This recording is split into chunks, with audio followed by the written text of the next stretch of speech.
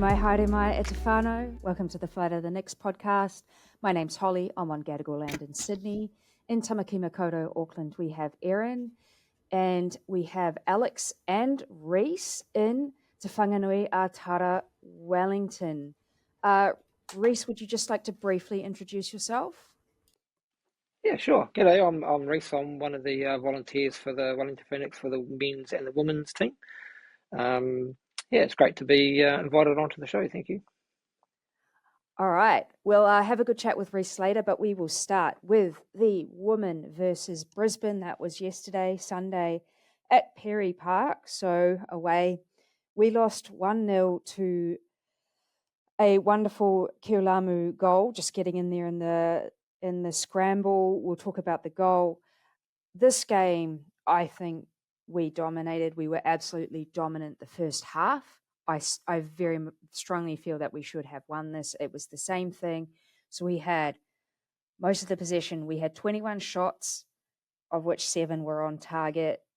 Alyssa Wynnum had a lot of shots. Jale had a lot of shots. No goal. And then the second half was a lot more even. We did have some changes to how we started. So Fergie didn't start, which was a bit of a surprise. Instead, Brazendale was there, which I think pushed Flea up a bit further than she would normally play, and Jale playing up front as well. Thankfully, as we had hoped in our last pod, Sian Fryer was out, along with Hiashi and McQueen. I think that definitely helped. We should be winning these games. We should be winning. We were by far the better team in the first half. Now, Erin, you've had Brisbane on Fraud Watch. How are they still on Fraud Watch? I think so. I don't think that was an overly convincing win from them. I think that the Knicks will look back on that game and feel like they missed a good chance at 3 points there. I think I read that was our 6th 1-0 loss of the season, which is just a bit of a season killer. You know, you need to be getting something from that. You need to be, not losing them, getting back into that, getting draws from that, or even getting wins from that. But yeah, 6 1-0 losses is not ideal for us. And yeah, it was interesting because we talked about the tactics last week and saying how with a 3 at the back and kind of a bit of a unconvincing defense that we should be pressing high and we should be chasing it down and trying to win that off. But Temple kind of did the opposite of that. He didn't even start Olivia Ferguson, and I felt like the players were holding off a bit, and it was just giving the defense time to just play the ball, which we shouldn't have done. I think the times that we did press, they panicked, and we kind of won the ball quite easily from it. So I'm not quite sure what was happening there. And also, in terms of our defense, I think Olivia Kelly was kind of stressing me out a bit that whole game. She couldn't quite play it through the tiny press that was on them. She couldn't get it, thread the ball through, and she kept kind of playing it right back into the midfield and putting us straight back under pressure again. I think that we were dominating at the very start of the game. They had that 3 in the back, and it didn't look like it was working too well. And then, interestingly enough, their centre back gets injured, and Popodanova comes on. I think that kind of changed the game a bit. She had more energy than I think the whole Raw team had, and I think she kind of changed something for them. So it was almost like they benefited from having an injury there, which is kind of a crazy thing. But in this game as well, what I saw was that we had 32 crosses. That's very, very, very, very many crosses, and only getting kind of 5 shots on target from that is quite interesting. I don't think we quite adjusted to the crosses. We were overhitting them quite a bit, but we still weren't setting people up on the back post to kind of win them. That's where they were going from the start. You can see at the start, maybe you set up in the middle and try to win it there, but the whole game they were kind of being overhit. Even the corners were hitting closer to the back post and even further, but we just didn't have the players there. So I think maybe it was a case of just not quite adjusting to the game as they needed to. But I think it's one that we definitely should have gotten more from, and I think it's going to maybe come back and bite us later in the season. I think the absence of Olivia Ferguson actually had quite a big impact. In our previous podcast, we've said she doesn't get on the ball much, she doesn't take that many shots, But I think if you had to sub her, this wasn't the game to do it. In hindsight, obviously, I think when we were on the break, I think there was one time when Wynnum got the ball, and there was just no one in front of her, no one for her to pass to, and I think she got tackled, but she pretty much just has to go back, and we can't hit them on the counter attack. And you talk about those balls into the box, the crosses. There's just not really many people in the box. And if Olivia Ferguson is there, her off the ball movement, I think, is her best attribute, and she takes a few centre backs, a few defenders, and then that frees up space for other people. But we just didn't have any of that in this game. There was one moment when Olivia Kelly launched a perfect through ball to Manai Elliott.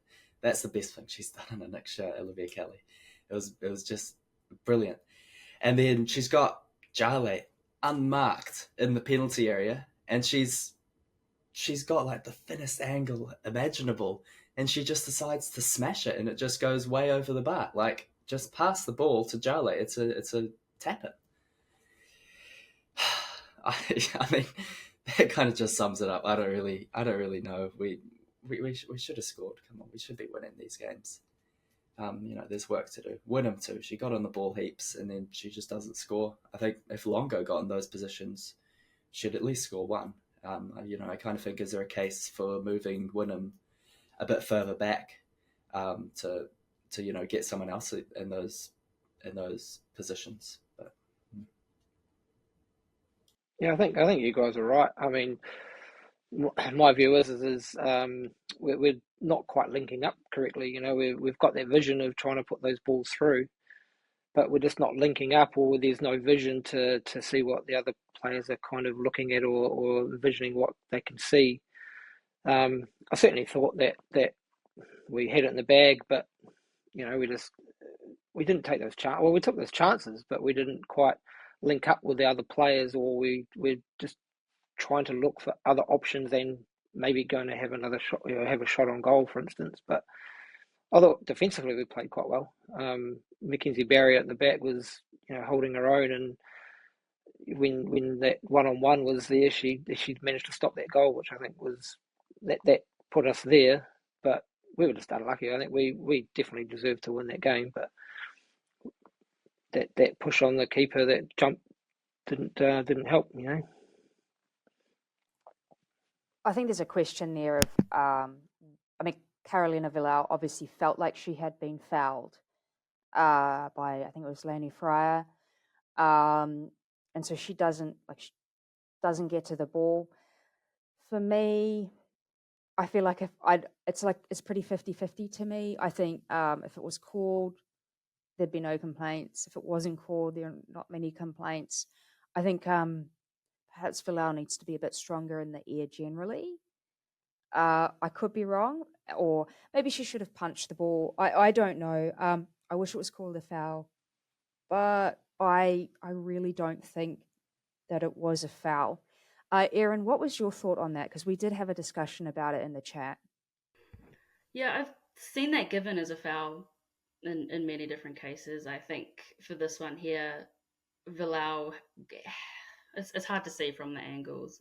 We only see the one angle, and when I slow it down, it just becomes a bit of a blur and a bit of a pixel. But from what I could see is that she did have both of her hands on the ball, and Lainey kind of just knocks into her hands as she's jumping, but she's going for the ball. She's not purposely going into the goalkeeper. I think if Villau kind of didn't pick it up, Lainey probably would have got something on that. But I think that I've seen that given so many times against us that I feel like seeing it, go the other way is kind of upsetting, and I just wanted to call foul because I think that was their first corner of the game. And I don't think they'd really done much the whole game, and it's just kind of guttering to see it come from something that's pretty much they're doing nothing all game, and it to come from nothing is kind of shitty. Is that an unlucky goal for us? Because that call is nowhere near what the call is last time we played at Perry, where I can't remember which play it was. reached their arm all the way out and the ball struck their arm and it was not given as a handball, even though it had stopped. Her arm was, I can't remember who it was. Are we unlucky? Are we unlucky at Perry? Alex, what did you say? Yeah, I think it's another unlucky goal that we can go down as conceding. I actually don't think there's I don't think intent has really anything to do with it if you're calling it as a foul. I actually think it's pretty black and white. It's not like one of those sliding tackles where you slow it down and then it looks so much worse. It's like, did the attacker get the ball or not? And I think if you slow it down, based on the angle we have, I don't think she did get the ball. And I think Vilao, punches it away and she slams into Vilao and, impedes Vilao's ability to punch it away. At first, I thought no foul. Ref has got that right, but looking at it back, I think it should have been a foul. But in the A-League women, we just get decisions like that. There's no VAR. Some of these refs are very inexperienced. It's just kind of part of the league. It makes it more exciting in a way, more unpredictable. I don't think you can have too many complaints about it, to be honest. I just think Brisbane are kind of a bit cursed against us. I also remember that one goal that Michaela Robertson scored that time that got chalked back off to being offside, but she's not even in the camera angle. You can't even see her, I think, because she's so wide and she's just fast, and they called it offside, and it was basically like a last-minute winner, I believe. And so I think that Brisbane just a bit of a cursed team, and just a bit unfair. It's always going to be Brisbane who has these scammy little goals against us. Or is it actually the park that's cursed? It's not Brisbane itself. Maybe it's the park. We just can't seem to win on that turf. Maybe. I mean, we beat them at home. So they are beatable. I felt like, so in the 74th we had Abbott come on. It was it was Abbott time that we finally saw her after a series of injuries. Main and Tanaka also came on. I felt like I would have preferred them to come on considerably earlier than they did.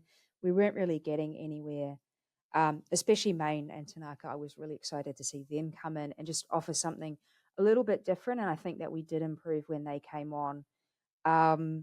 Any thoughts on what subs were made or when they were made, or anything about Abbott's debut? I feel like we didn't really see much of her. Genuinely, I can't tell you a single thing about Amelia Abbott. I don't think, I for the good or the worse, I wish I could, but I don't think she did anything. I don't think she did anything good in particular or anything bad in particular. And there's some positions where it's good to have a player who you don't notice, like in defensive midfield, or centre back even, who speaks to the team's performance. But when you're chasing a goal and you sub on, a midfielder who you look to be a creative spark, she didn't do anything. I think if to give her a bit of leeway, it is her first game, but I think I think lots of our subs this season have actually provided quite a big impact from the bench. I think if she continues, in that performance, hopefully she can pick it up. She's been kind of injury laden since we got her. She hasn't really been available to play, but if she kind of continues like that, I mean, the spots on the bench are very valuable, and we look to give them to players who can make an impact, and that wasn't Amelia on this day. Yeah, I think I put in the chat we could probably do with some subs, and then I think they scored a little bit after that. I think you could kind of see that the attack had died down a little bit, and usually that calls for the main train and a little bit extra to come on and just liven it up a bit. But I think it was a little too late in terms of where the game was at when he made those subs. And for Amelia Abbott, I actually thought she did all right. She came on as a fullback, and she was making some pretty good passes. She got on the end of the corner with a header, kind of facing away from the goal, and she managed to flick it on with the back of her head. And her passing looked pretty accurate, looked pretty solid, and she was kind of holding up the ball, winning the ball, and distributing it. And so from what I saw, she looked pretty decent for someone who has come back from an injury and who actually hasn't really played much football in the past 4 years. So I'm excited to see her play a bit more. I think that she can kind of play a little bit around the pitch. She's played in centre back for a bit as well, and so it'll be interesting to see how Temple uses her in the future now that she's ready to go. This was a big loss for us. It was really a 6-pointer, Brisbane, and we are like sort of in the middle of the pack looking to make it into the top 6. That result has pushed Brisbane into 4th, pushed us down into 8th, behind Canberra. We are on 19 points and Western is on 22. So that's who's in the 6. So we're a win and other people losing off of actually making it back into the 6. One of the things that is really a plus moving into this last stretch, there are 9 matches and 6 of them are at home. And we've been performing well at home. So we've got a real skew of 6 of the next 9 matches being at home. And I think that's a real plus in terms of continuing our season and getting some wins and pushing our way back into finals. Our next game is at home, Porirua Park. It is Saturday, 4 p.m. New Zealand time against Melbourne Victory, who unfortunately only drew with City on the weekend, because if they had won, they would be first, and Mariana Snakemeyer and the horrible sports washing club, soulless sports washing club that is City, would be second. Didn't happen. Anyway, Victory, a very good team, some very good attackers in there. Chediak is huge. Bungie is great in defence. We have Gielnik as well. So that's quite a big threat. I think maybe with the home advantage, we can get it done, but it'll be tough. Reece, what are your thoughts on that game coming up? I think we always love the atmosphere that goes on in Porirua. The crowd get right behind them, and I think that pushes them along. It's hard being away from home, obviously, but having that crowd, having everyone behind them, just helps them just go to that next level. I hope we win. It'll be great to have just about all the games at home as a win. So bring it on.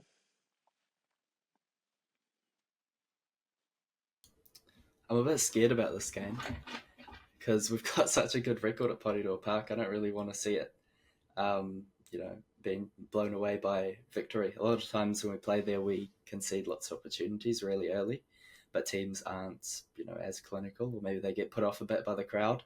But Victory have such experienced players.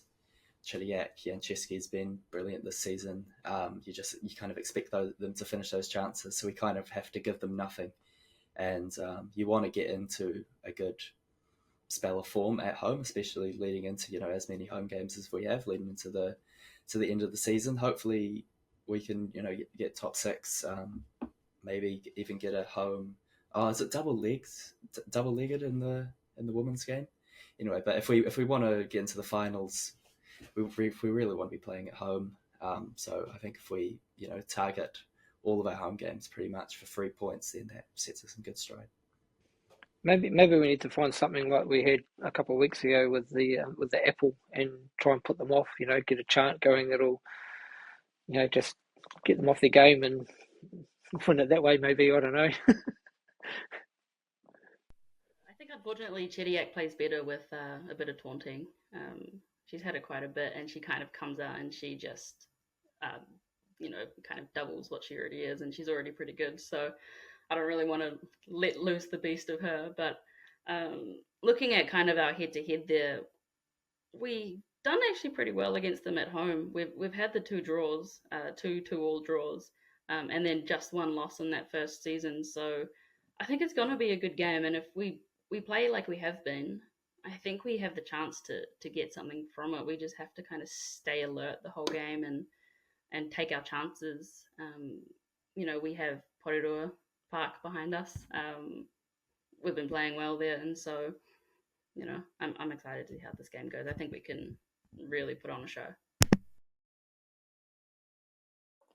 All right, so head along to that. And also on Waitangi Day on Thursday, the men are playing at Sky Stadium. So 2 big games. Go along if you can, make some noise if you can. We will also just briefly cover the Football Ferns squad that came out today. I believe it's 2 games against Costa Rica. In Costa Rica, I was sad at first at how few Knicks players there were, but then I realized when you actually count the former Knicks players, it's a lot. So we have 4 current Knicks players, 7 former Knicks players. New call-ups for Kelly Brown, Geo Candy, Maya Hahn. The full list in alphabetical order is Liz Anton, Mac Barry, Hannah Blake, Kelly Brown, Claudia Bunge, Geo Candy, Millie Clegg, Bree Edwards, Mania Elliott, Vic Essen, Nikki Foster, Macy Fraser, Maya Hahn, Jackie Hand, Grace Jale, Katie Kitching, Annalie Longo, Michaela Moore, Ruby Nathan, Grace Neville, Emma Pinenberg, India Page Riley, Kate Taylor. So obviously that's a big squad. I think the talking point of it really, if anybody wants to pitch in, is we are missing a few of the most obvious players. No Stoddy, for example. That's a pretty big one. Any thoughts on whether we're looking to, I mean, there are some older players still in the squad, whether we're looking towards the youth a little bit more and going, well, we need to build for the next World Cup cycle, even though I think some of those players that are obvious missing aren't actually that old. Take your pick. Reece, what do you reckon? Oh, gee, put me in the spot here, don't you? That's all right. I don't know. I think it is a big, huge squad, and it's going to be interesting to see just who gets picked for those Costa Rica games. But you kind of pick that Longo and Mickey Foster and things like that will definitely get a run. They're good on the field, and they keep the game as it is. So it's going to be interesting. I'd love to wait and see what happens.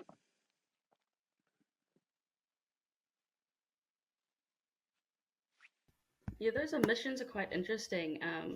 Kind of pulling out your 3 most experienced defenders. It's a relatively interesting decision. I don't know what the reason is, whether they're just trying to trial new people for preparing for the World Cups and kind of keep the squad a little bit younger. Or if it was a selection thing, maybe they're not available. But even some players, I think Gabby Rennie wasn't selected, whereas selected instead of her, you had someone like Kelly Brown, who's been injured for over a month, and she'll be probably still be coming back from injury for that game. So interesting thought process. Maybe he's cooking something here, but I mean, maybe we have to try new things. We've been slipping down the ranks. We haven't been doing too great. Maybe it's time we just cap some of the young ones and just see what can happen. I mean, I think the Ferns have been dysfunctional for quite a long time, and I think kind of a shake-up like this is kind of what needed. We replaced the coach, who a lot of people didn't like. Supposedly some of the players didn't like, but I won't speak about that too much. And now we're getting rid of some of those players, kind of paving the way for the next generation. I think it's in the long term, I think it'll be good for New Zealand football. So those games are actually at decent times to watch. The first game is New Zealand time, Sunday the 23rd of February at 1 p.m. And then the second game, that's during a work day, but that's Wednesday 22nd of February, 11 a.m. So just have a long lunch if you can. I'm assuming that those will be on FIFA Plus, which is free. So tune in. We are going to have a bit of a chat with Reece. So if you're actually only listening to this, you might want to turn on the video and watch, because Reece is good looking and it'll be fun. Also, you want to see our lovely faces. So I actually last season got to do a bit of volunteering at Porirua Park for setups for that. There's lots of different things that the volunteers actually do, so it's really exciting to talk to a volunteer. Erin, did you want to start us off? Yeah, my question for you, Reece, is I was just kind of wondering what the roles of the volunteers are, like what's available and what do they get up to?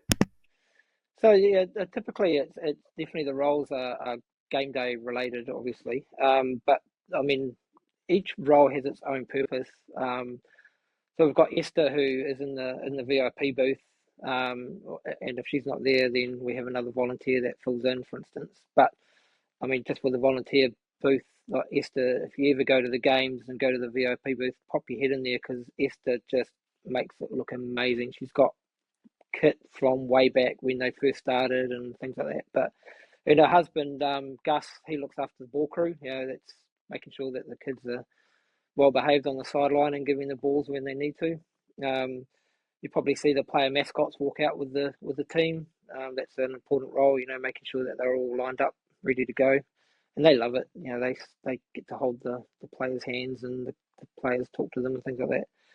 Got the flag bearers who stand out on the corners and wave their flags at all the crowd, and see them walking past.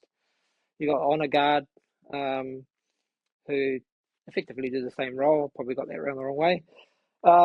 And you got halftime activation, so like you don't see it on TV generally, but you have the kids play some little mini football games, crossbar challenges, you name it, whatever the marketing team can come up with, they dream it up, and we help out with the halftime activations, the t-shirt gun blast, and things like that. And then we've got volunteers that look after the VIP booths, the VIP lounges.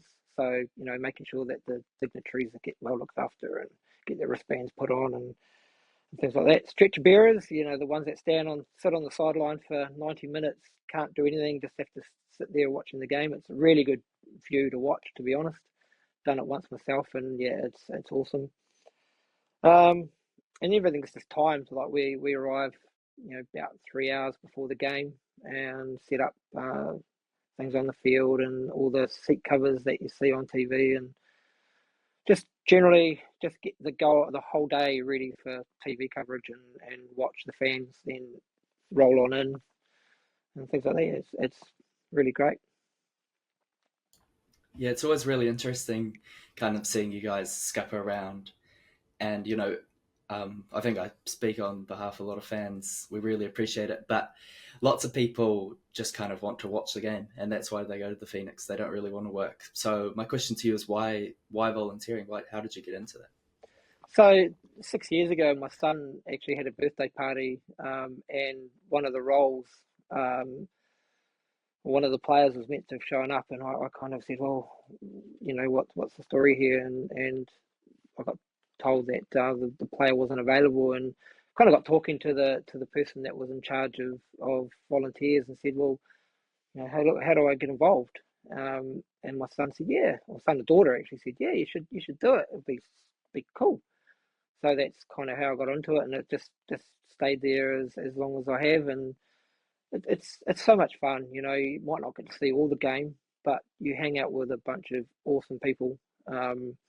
You hear the stories from Gus and Esther, like I was saying, that have been there right from the beginning, and their knowledge, and people that have been there 5-6 years, and then you get friends of mine that I've known for years, and they wonder what it's like, and then they get involved. So it becomes a family. It's not just people showing up to volunteer. We all respect each other. We talk to each other off the field, and it's great. It's a great atmosphere. It's brilliant. If anyone can volunteer in anything, I always recommend it. It's great.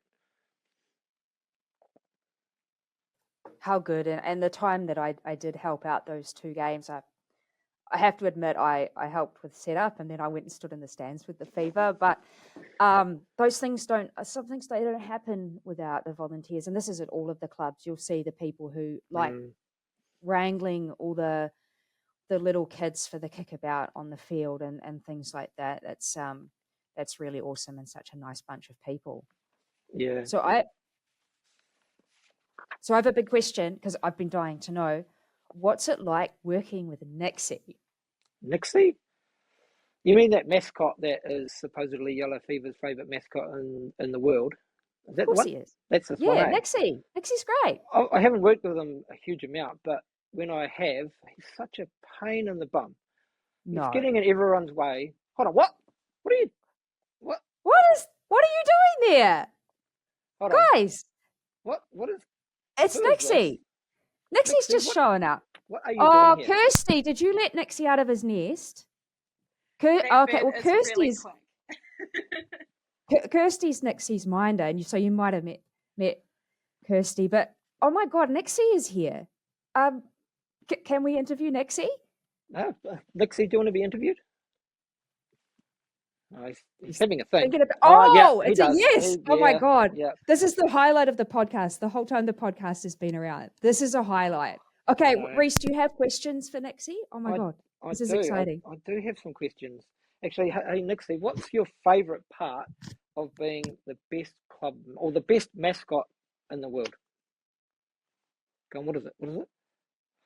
Oh, it's hanging out with the kids. Oh, not only the kids. He's also said that it's the adult kids as well that just love seeing the look on people's faces when he shows up. Is that right, Nixie? Yeah. Oh, that's good. How much of the game time do you get to watch? Not much? Or a little? Heaps? Like, do you know, a little bit. So his role is really just racking up the crowds, going up to yellow fever and things like that. So he doesn't really get to watch a huge amount of the game, which is pretty sad. But I'm sure you get to watch the highlights, don't you, Nixie? Yeah. So he watches the highlights after it. Loves it. Here's a question for you, Nixie. Who's your favourite other A-League mascot? Come on, give me the answer. Hurry up. Haven't got all day. You don't really have one. You are the favourite mascot? Yeah, I think so. What do you guys reckon? Do you guys reckon he's got to be the favourite mascot, right? Yeah. Yeah. Not even a battle about it. Not even a 100%. battle. Oh, speaking Not of even battles. close. Speaking of battles, though, could you beat Marvin, the Mariner, in a dance battle? Maybe. Yeah, I reckon he could. Kirsty, do you reckon he could beat Melvin in a Give battle? him a darn good shot. Yeah, definitely pulls out the moves. Got some favourite things that the kids love to see. Oh, this is going to be a tricky one, Nixie. I don't know if you can answer this one, but we'll give it a go. The Phoenix, or the team, have a minor injury right now. If we were short on players for the match, which position would you prefer to play? Which one? The right. What are you waving? Oh, you're waving your wing. Right wing. Why do you think that is? Is it because the reason why he loves the right wing is because he's so fast. He can just zoom up, cross the ball in. Hopefully that one of the strikers are there and get the goal or get the assist. Yep, most definitely. Now here's a really interesting question, and there's a backstory to this. But why do you wear number 07 on your shirt? Can any of you guys tell me the reason why? Go on. Who can tell me? Go on, Alex. Was it because the club was founded in 2007? Club was founded in 2007. Yes, Nixie, it was. That's why. I'll hand one over to Kirsty. What do we got? What do we got? Oh, Oh, Nixie, what is your most embarrassing moment? I mean, Nixie's always doing all sorts of things. Nixie's day is full of moments at the gigs. So, what have you done? actually, I know I can answer this question because I saw it firsthand. Okay. Because I was on the sideline watching this. No, you don't want me to tell you the whole story about this. I'm going to tell you anyway, Nixie. Too bad. No, you can't listen to me. Go away. So, Nixie was talking to. Well, actually, he was having a conversation with Cam, the photographer, and he kind of got into a scuttle with Cam, and it was all captured on TV, and it went onto the podcasts and the videos and things like that. It was hilarious. And Cam got a bit of stick, And you guys have interviewed Cam, so I'm surprised he didn't actually bring that up, to be fair. But that's probably his not his great moment, an embarrassing moment. Are you giving me back to me? Okay. Most famous non-footballer you have ever met? Who would that be? I think it would have been. Yeah, that was a couple of years ago when we did the I Am Hope round. So I think it was Mike King. Got to meet Mike King on the field, and that was a special moment for Nixie. Do you have any signature moves? I think, is it the bird dance? Maybe the bird dance. We've never seen you do the bird dance on the sideline, Nixie. But I do know that the kids love you to do. It's on Fortnite. Do you know that one? The gritty. They love seeing Nixie do the gritty. Yeah. Yeah. That's one of the favourites. And I think the last one. Alex, you might be able to help with this question because you being in the yellow fever there. What is your favourite fever Nix chant? Well, I'm not sure. I don't know if I can speak on behalf of Nixie here, but I can speak on behalf of the Fever, where we love it when Nixie comes into the zones and helps us out with the chants. I'm not sure what his favourite one is. That's a question for the man himself. Actually, you've heard these ones firsthand, being the Nixie I can't remember Ranger. how it starts. Isn't it? Oh, Nixie. No, not Nixie. You're so fine. I'm trying to remember how it is now. Yeah. Nixie, you're the. No. Nixie's in the stands. Nixie's in the stand. That's it. Nixie's in the stand. Nixie's in the stands. Why aren't you dancing? You love that tune. No, leave it till Thursday. Yeah, he's going to leave it till Thursday. He's going to get his dance moves out on Thursday. Nixie was on fire in Christchurch. Racked them up. Yeah, it was even flying. If you hadn't seen that. Did you fly down to Christchurch? How long did it take you, Nixie, to fly down to Christchurch? You're that quick. It took you 45 minutes. No way. Easy. Wow. There we go. Yep. Oh my God. So this is amazing. our greatest mascot in the league. Hey, Nixie. Oh my God. Beats everybody hands down. Oh, I can't believe we've had Nixie on. Many thanks to Nixie for coming on. Please, pass on our thanks there. They say thank you, Nixie. Oh, how good. Good to see you. Right. And it's yes, past your you're right. bedtime, Oh. Nixie. You need to go to your nest. Off you go. See you later. Yes, Go to your nest. See you. No, Bye-bye. go on. Shoo. Get out. Shoo. How about that? Wow. I can't believe that Nixie just showed up at your house. I know. It's the strings you are able to pull as a volunteer. And to be fair, I had to ask the club to see whether or not Nixie was allowed out late at night. Oh, yeah. Did you lure Nixie with worms or with birdseed? What goes down better? What's the promise? No, chips. Chips with tomato sauce. Yep, he loves chips with tomato sauce. Oh, no, I'm getting Kirsty. No, Kirsty does not like Nixie near the chips with the tomato sauce.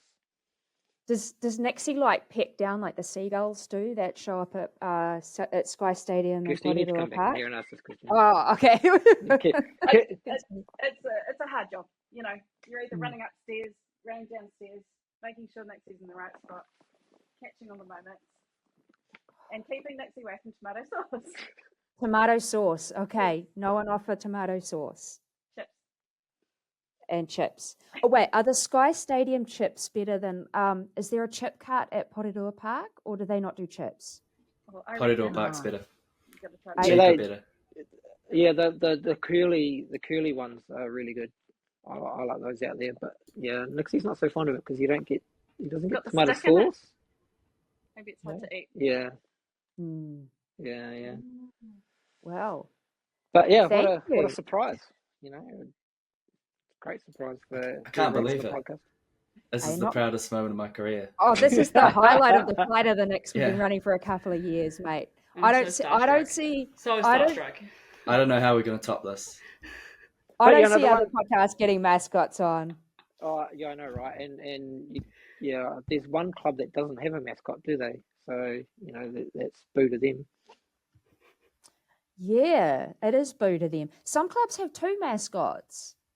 They have instead of like a non-binary or non-gendered looking one. Places like Jet, I think Jets and Wanderers and Sydney FC all have like a man and a woman presenting mascot. Nixie usually has a shirt for the men and the women. So tonight he was wearing the women's because obviously they played last night. But yeah, so he's very lucky to get a men's and a women's shirt. So makes him part of the team. Kirsty, has Nixie ever tried or accidentally put on the wrong clothes, or have there been any other mishaps like that? None on camera, but we may have, had an extra talk about what colour the strip was for the day and make sure that it did match. We may have been half dressed by then, but that's okay. Easy swap out. Because Nixie being a teenager, right? He's, I don't mind my math. My math isn't the greatest, but he was born in 2007, so he's only 17, so he's still a teenager, right? Been reincarnated once. Sometimes we see the mini Nixies from the past, so yeah, really cool that Nixie, continues in different forms. Yeah. Any final questions from anyone? I mean, thank you so much for coming on, you guys. It's good to do a review, but also to talk to people who work a little bit more behind the scenes, because that's really important work and we really appreciate that. Yeah, welcome. And it's we're there for the fans at the end of the day. If it wasn't for the volunteers that put their time and effort in every weekend, or like this week we've got Thursday and Saturday. I think we've got a full contingent of volunteers that have given up their time to help run the club or make the day special for all the fans and things like that. Thank you. So again, thank you for coming on. We'll see how the Ferns go, and we'll be back next week, and we will chat the men's game versus Roar and the women's game versus Victory. Please go along if you are in Wellington or around Wellington, and you can go. Otherwise, thank you, and if you're not subscribed to us, please subscribe. Otherwise, matawa.